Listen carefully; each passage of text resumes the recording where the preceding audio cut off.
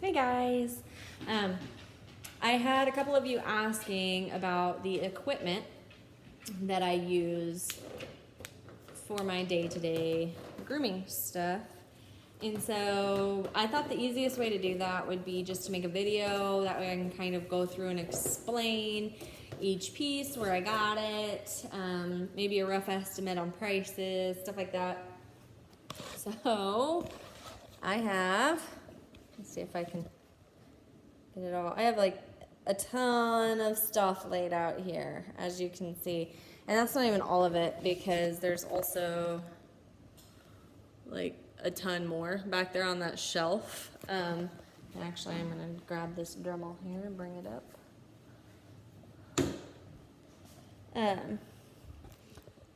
And I may even include my shampoo, because I don't know. I figure better too much information than not enough. To start off with, I will talk about my clippers, because those are kind of important if you're going to be doing grooming at home. This is the Andis, the AGC Super 2-speed. It's a really nice, decently affordable clipper. It's been a few years since I bought it, so I want to say they run like $140,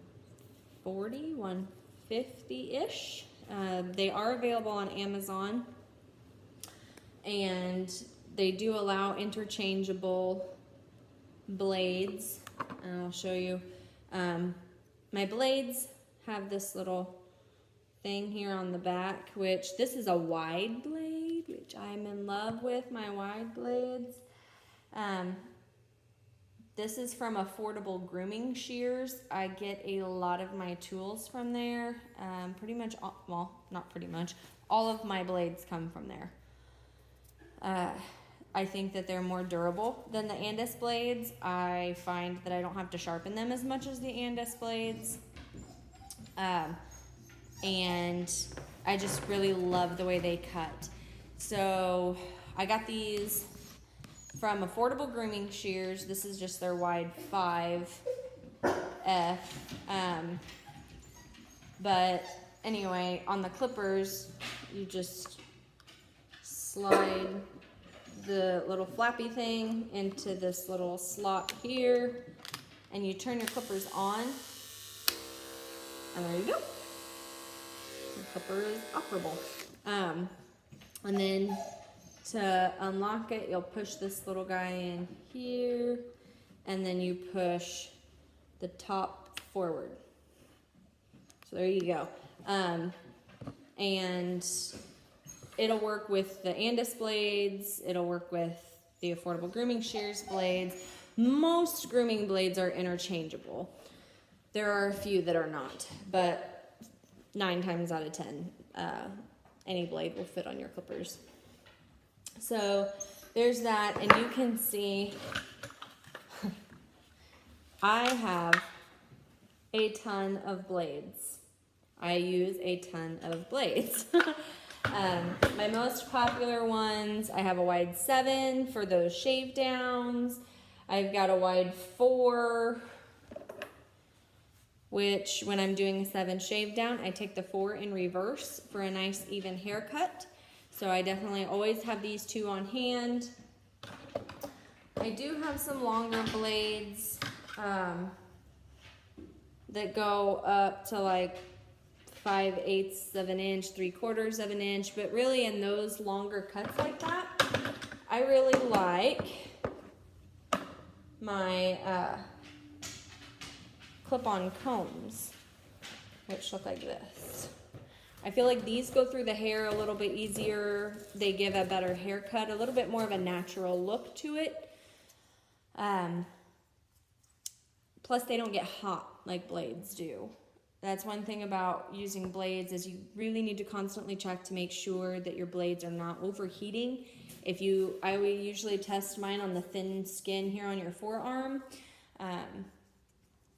And that's another reason I have so many, is because if a blade starts to get warm, I just swap it out for another blade. But in the longer cuts, I do like these combs. Again, these are from affordablegroomingshears.com. He has a whole set that comes in a really nice carrying case. They are not numbered or lettered, so sometimes you'll see groomers talking about a one cut down with a brown face or this, that, and the other.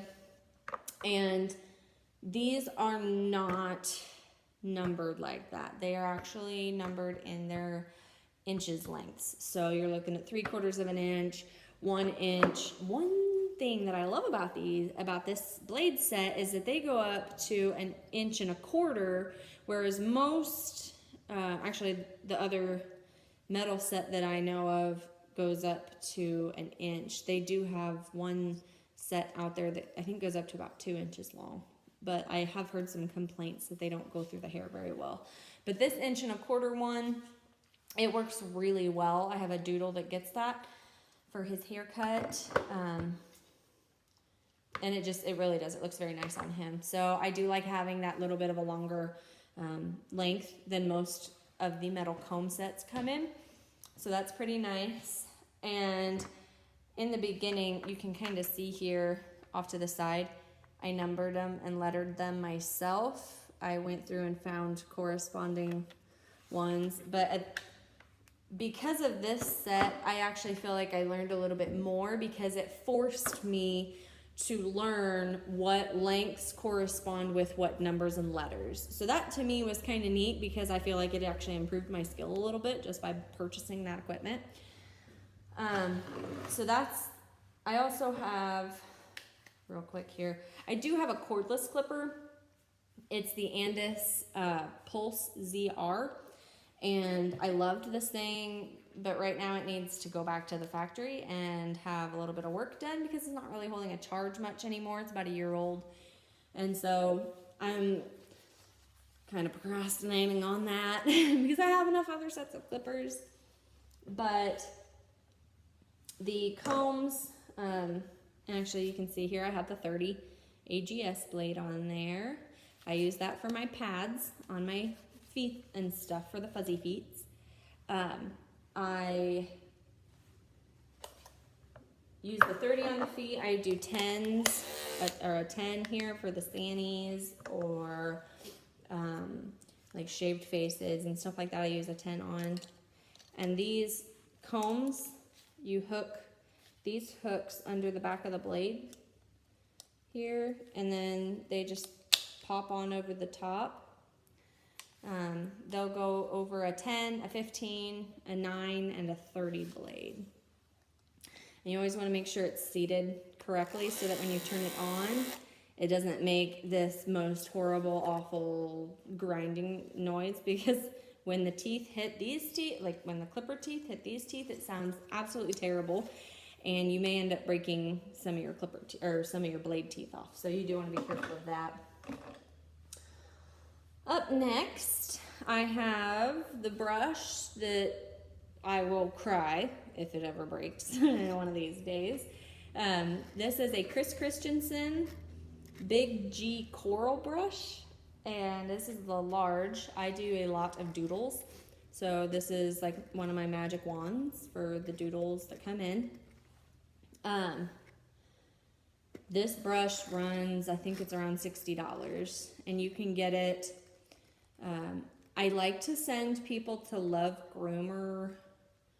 I think it's just lovegroomer.com, because his customer service is second to none. Sam provides literally the best customer service I've ever had.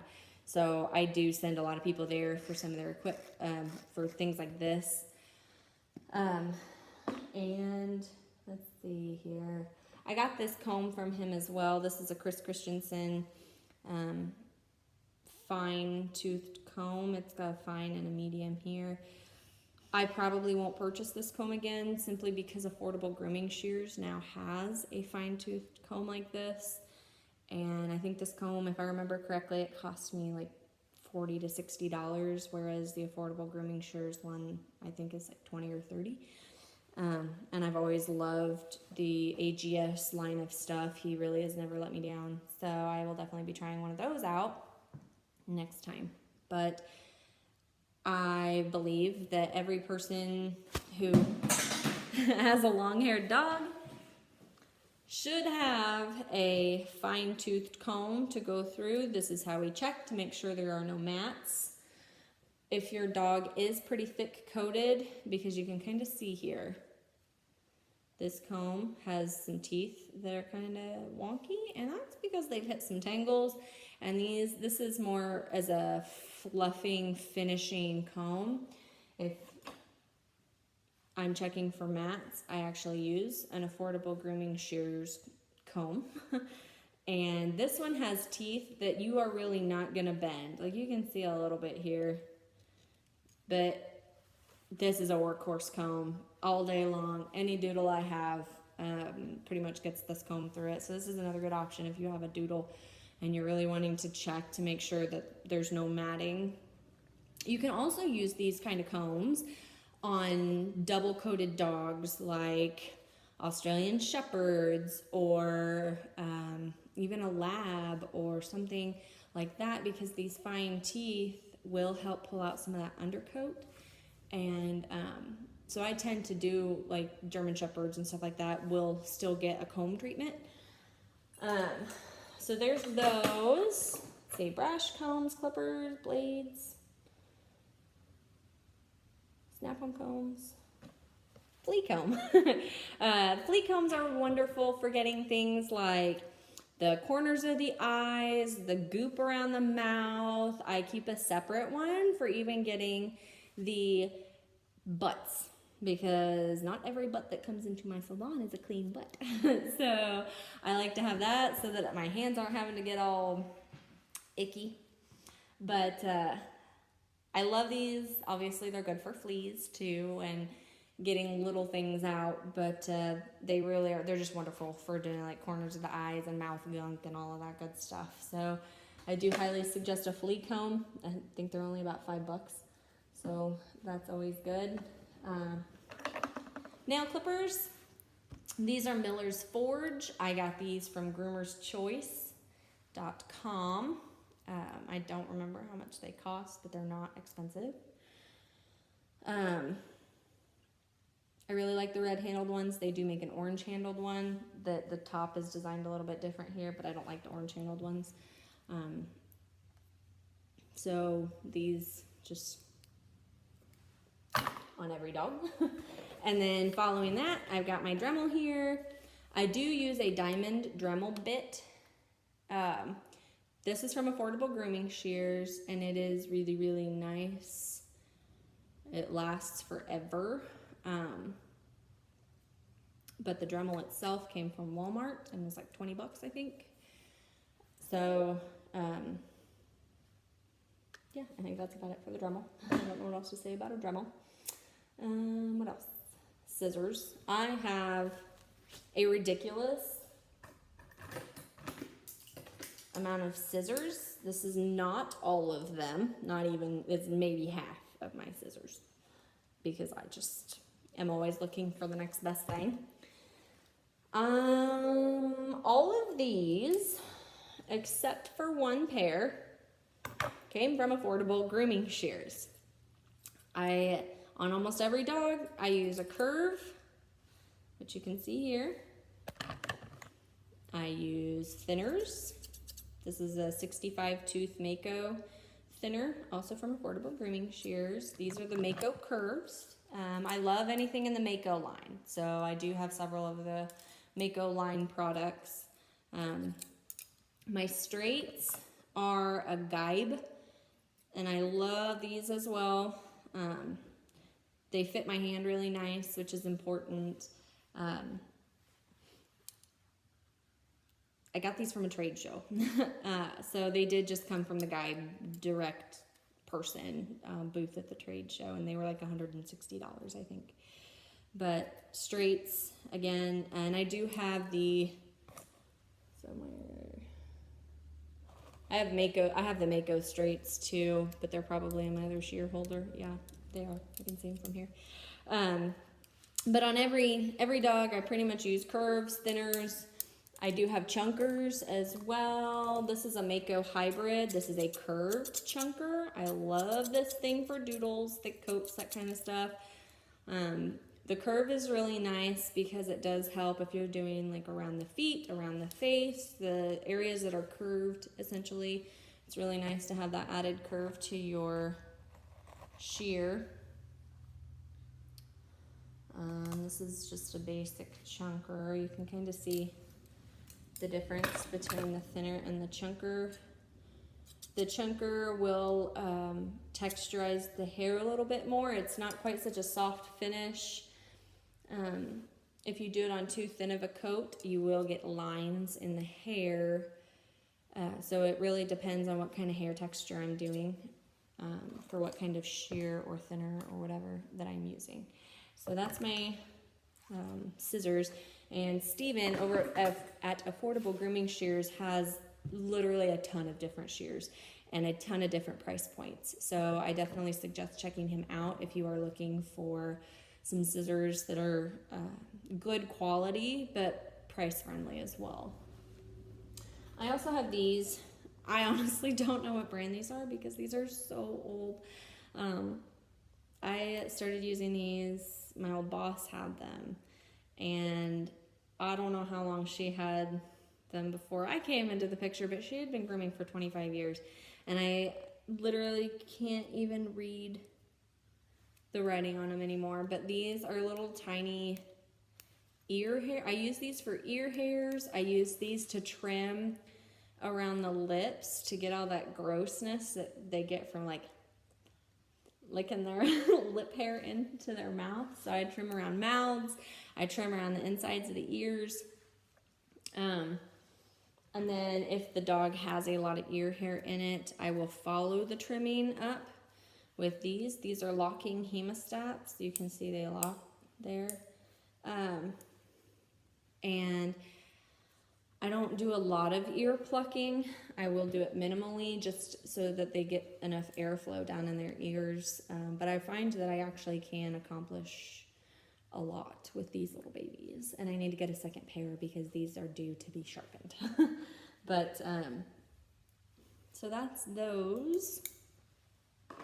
Trying to think, I think that about covers the basics for what I, use during a grooming process. I will bring you over here and show you for a bath. Here, real quick. I have these. This is an exfoliating glove. I wear it on one hand while I wash, and it also allows me to wash out the corners of the eyes really good. Around the mouth. It stretches my shampoo and actually makes my shampoo go a little bit further. So I like that aspect of it as well. And it's really good for the dog's skin because, again, it is exfoliating. So I find that it helps prevent a lot of like the ingrown hair bumps and that kind of thing.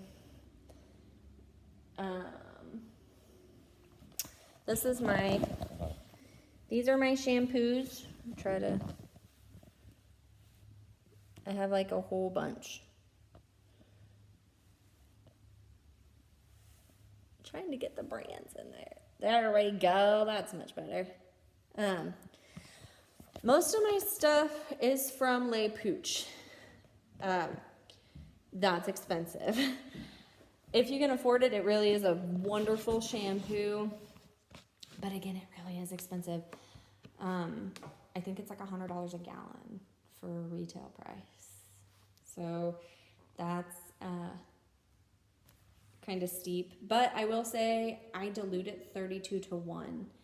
So 1 gallon of shampoo concentrate makes 32 gallons or 33 gallons, something like that, of shampoo mix. So, I mean, it does last me a very long time. In fact, my rep called me the other day, and she's like, you haven't placed an order since, I think it was April or May or something like that. And she goes, you have to be needing shampoo. And I was like, no, I really don't. It lasts forever. So, and they're hypoallergenic cream rinse, I think it's what it's called. They have this hypoallergenic conditioner that is amazing. Like, yeah, I call it magic in a bottle because that stuff is just fantastic. My customers notice the difference once I switched to it. And I don't even use the scented conditioner because to me, it doesn't work as well as the Hypo. And they also have a detangler, Le Pooch detangling spray that is equally magic in a bottle. So I really love their line of stuff. And that's what all the dogs get in my shop. I don't even use cologne anymore because my customers love the smell of the shampoo so much that they don't want cologne. But I think that's it. I think that that's kind of my system here. I mean, my table is there. I honestly don't know what brand it is because, again, I got it from my boss and she'd been grooming for forever and I don't even see any like identifying things on it. So I can't tell you what brand it is or where she got it or anything. My dryer for my dogs. See if I can. It's really hard to hold your. There we go. It's a K9 2. And I think if I remember correctly, that runs you close to $300. But it is, in a professional setting, it is worth every penny. For an at-home setting, I have heard that a brand called Flying Pig, it makes a decent dryer for at home. And I actually have a Flying Pig grooming table here. That's pretty good. It's good for small, maybe to medium dogs. I definitely would not put a large dog on it, but they may make a table that works for large dogs. But their website on the table is flyingpiggrooming.com, so you may check that out. Mixing bottles, I guess I could show you those. I have these mixing bottles also from groomerschoice.com. And it makes it really, really easy to dilute your stuff because it has the dilution ratios on there. So what you do is you fill the water to whatever line you want. Like for the 32:1, you would fill it to the second to the top line here. And then you fill your shampoo up to that top line, to the fill there. And so then you know that your shampoo is properly diluted to the appropriate levels. So I think that's about it. That's a lot of stuff. I didn't really anticipate the video being almost 25 minutes long. Sorry about that.